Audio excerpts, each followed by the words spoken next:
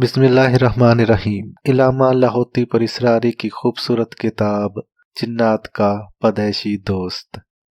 میری زندگی میں بہت پر اسرار چیزیں اور پر اسراری واقعات ایسے آئے، اگر انہیں چھپاتا ہوں تو باقی کچھ بچتا نہیں، اور اگر انہیں بچاتا ہوں تو پھر بھی کچھ نہیں بچتا۔ مثلاً اگر انہیں چھپاتا ہوں تو یہ میری زندگی کا عزم نہیں، اور میں پھر اپنی زندگی میں اپنی سچ کو چھپا رہا ہوں۔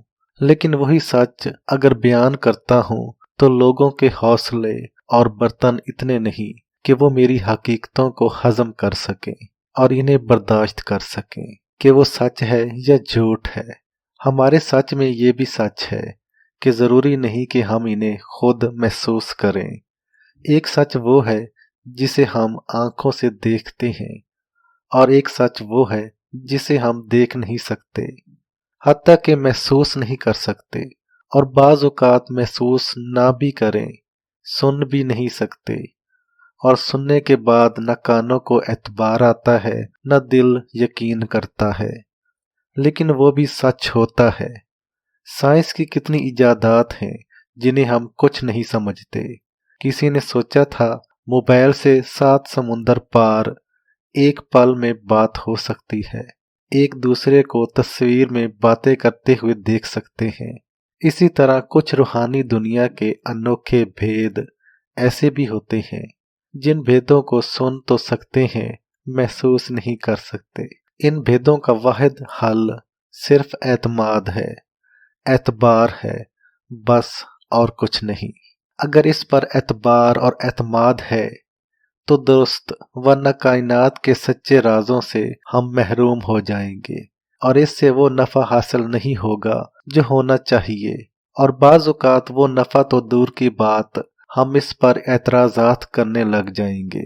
کتنے لوگ ایسے ہیں جو سائنس کی تحقیقات پر واہ واہ کر اٹھتے ہیں، اور کائنات کے روحانی یا جناتی پر اسرار بھید ان کے سامنے آئیں تو وہ انوکھی اکتاہٹ اور گھبراہٹ کا شکار ہو جاتے ہیں، یا آخری درجے کی بد زبانی کرتے ہیں اور بد اخلاقی پر اتر آتے ہیں، یا پھر کنارہ کر کے نظر اندازی کر کے اس موضوع کو چھوڑ دیتے ہیں۔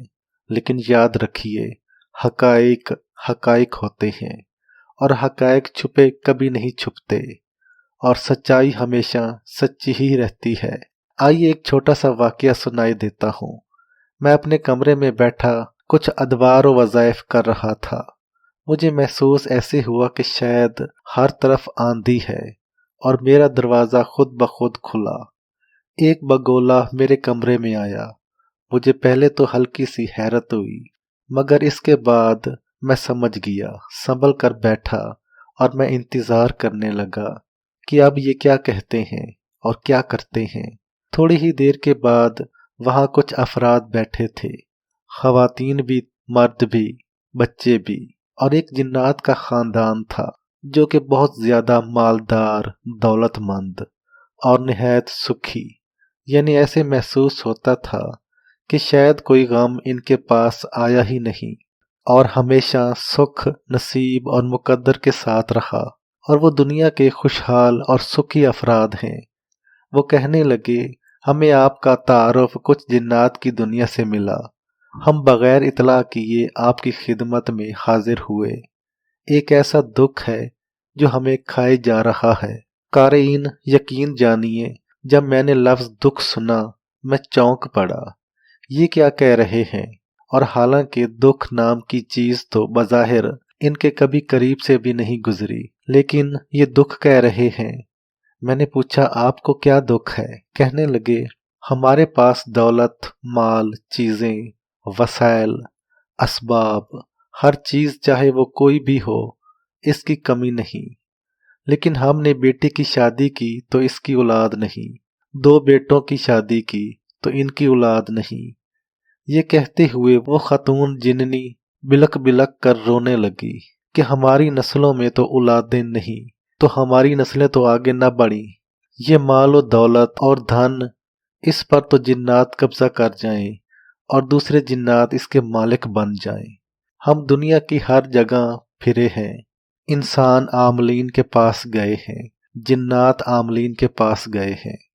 इलाज मुआवजा कराया है लेकिन औलाद नहीं है। बेटी को गुज़श्ता 11 साल हुए हैं।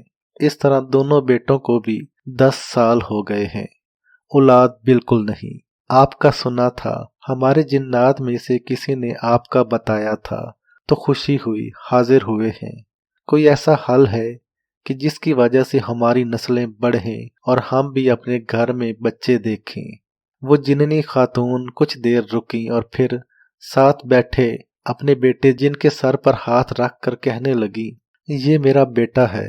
बड़ी चाह से मैंने इसकी शादी की और शादी के बहुत ज्यादा खर्चात किए। गरीबों और मसाकीन जिन्नात को बहुत दिया, खर्च किया। ये मेरा बेटा मुझे बहुत प्यारा है। ये दरमियाना बेटा है। जी चाहता है कि अब इसकी औलाद हो। चलो कुछ नहीं तो बेटियां हो जाएं, वरना बेटे हो जाएं। और दूसरे बेटे के शाने पर हाथ रखकर कहने लगी, इस बेटे की पैदाइश पर हमने मनो लड्डू तकसीम किए थे और एक एक फर्द को इतना दिया था कि आप सोच नहीं सकते।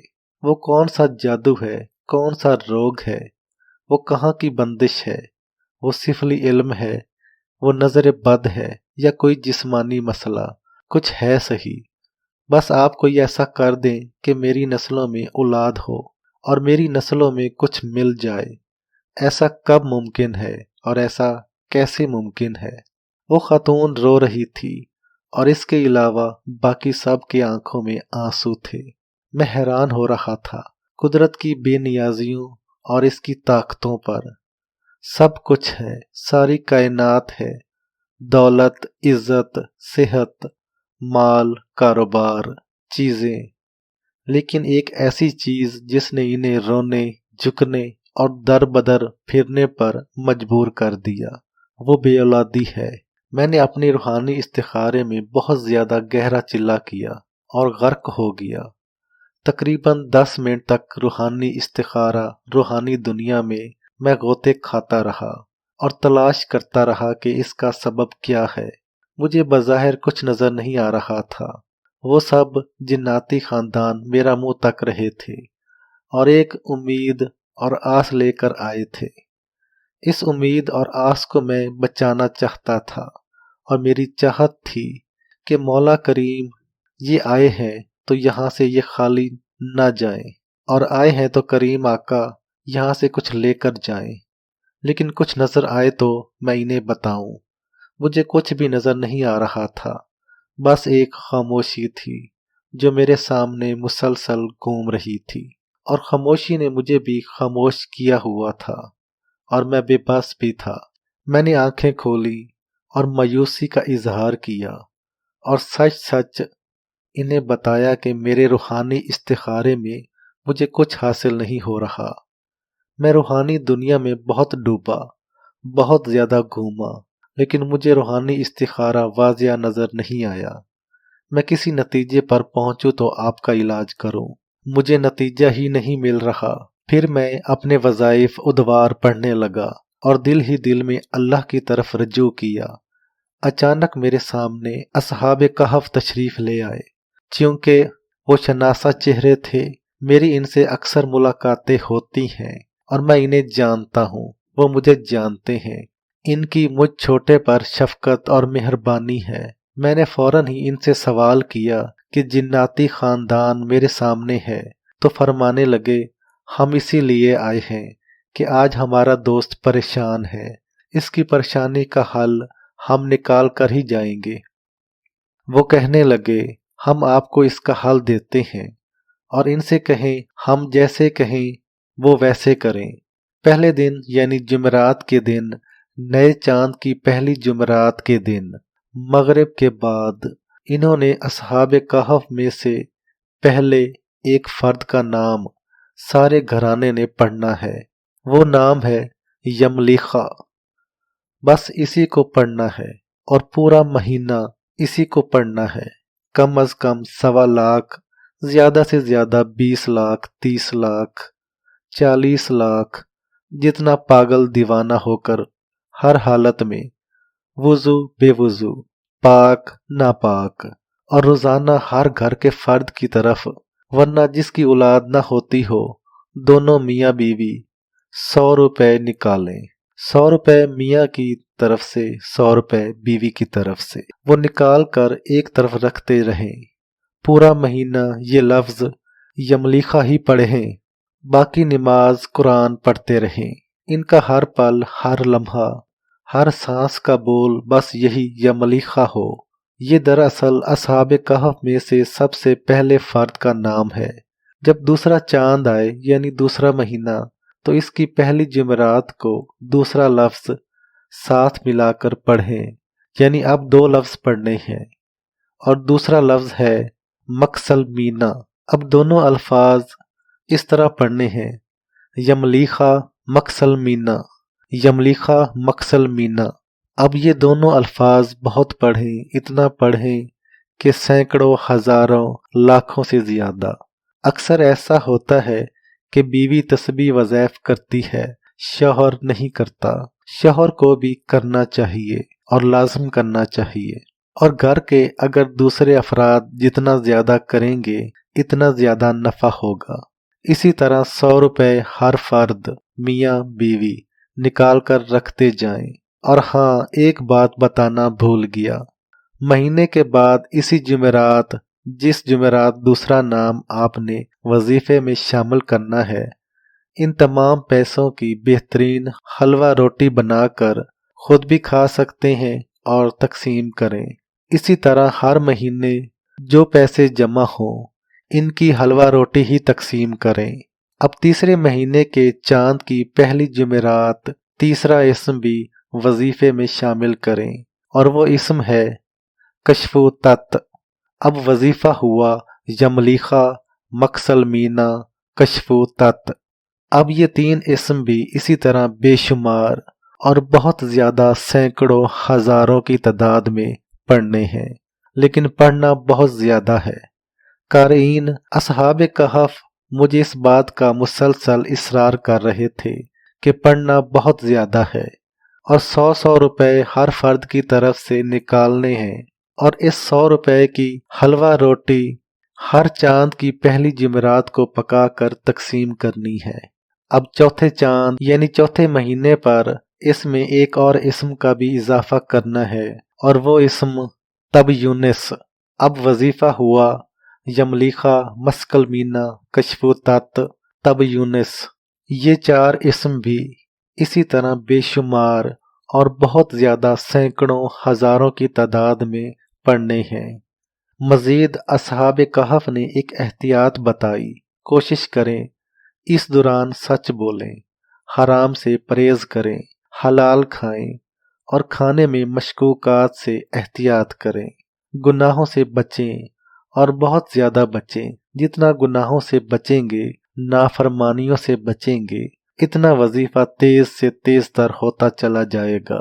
और नमाज की पाबंदी लाजमी करें और ख़ास तौर पर जिन नमाजों में ज़्यादा गफलत होती है वो फजर, असर और इशा है, वो नमाज पढ़नी है। यानी नमाजें तो 5 ही पढ़नी है, लेकिन जिन नमाजों में ज़्यादा गफलत होती है इनमें एहतियात बहुत ज़्यादा करनी है। अब 5वें महीने नए चांद की पहली जुमेरात असहाबे कहफ के 5वें फर्द का नाम अजराफत यूनस। अब 5वें महीने का वजीफा हुआ यमलीखा मस्कल मीना कशफु तत तब यूनस अजराफत यूनस। अब ये 5 इस्म बहुत तवज्जो, बहुत ध्यान, खूब पढ़ें, खूब से खूब तर पढ़ें।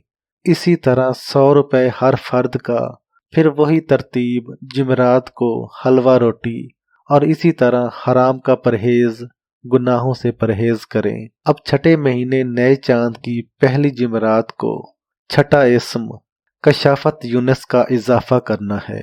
अब छठे महीने का मुकम्मल वजीफा हुआ यमलीखा मस्कल मीना कशफु तत तब यूनस अजराफत यूनस कशाफत यूनस।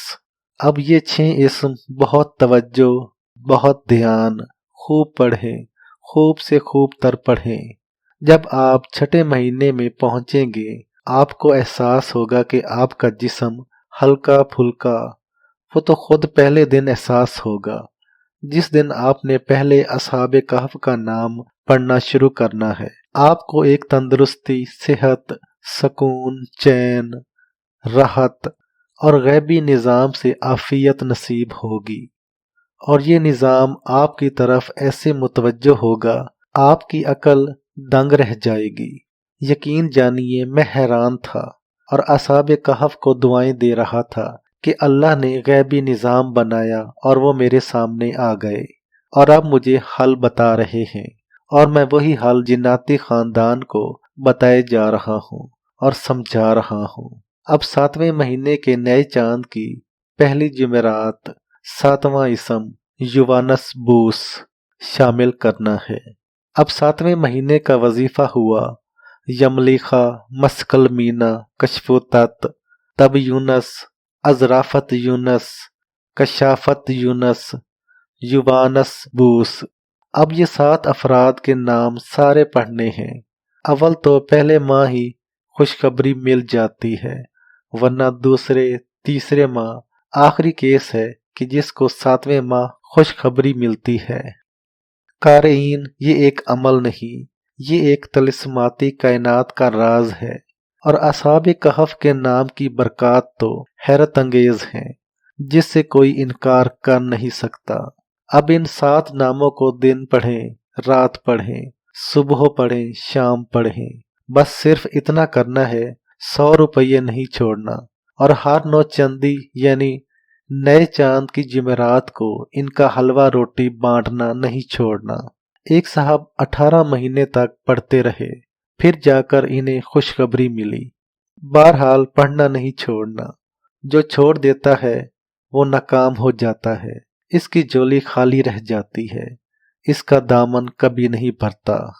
جو اعتماد کرتا ہے اور یقین کرتا ہے اور اندھا اعتماد کرتا ہے اور اس ساری ترتیب اور عمل کو نہیں چھوڑتا، وہ ہمیشہ بیٹوں اور نعمتوں کی دولت سے مالا مال رہتا ہے۔ اب یہی 7 نام دن رات پڑھنے، ہر حالت میں وضو بے وضو لاکھوں کروڑوں پڑھنا ہے۔ کالے سے کالا جادو، بندش، آخری درجے کی لا علاج بیماری، چاہے بے اولادی کسی بھی وجہ سے ہو، میں نے آج تک کسی کو ناکام ہوتے نہیں دیکھا۔ یہ عمل میں نے انہیں بتایا، وہ بہت خوش ہوئے اور چلے گئے۔ کوئی سال سے 1.5 سال بعد ان کا خاندان پھر مجھے ملا تو ان کے پاس ایک بیٹی اور 2 بیٹے تھے، اور بہت خوش تھے کہ انہیں دولت، عزت اور نعمتیں، اور خاص طور پر اولاد والی نعمتیں ملی ہیں۔ پہلے غم کے آنسو تھے، اب خوشی کے آنسو ہیں۔ میری طرف سے اس عمل کی سب کو اجازت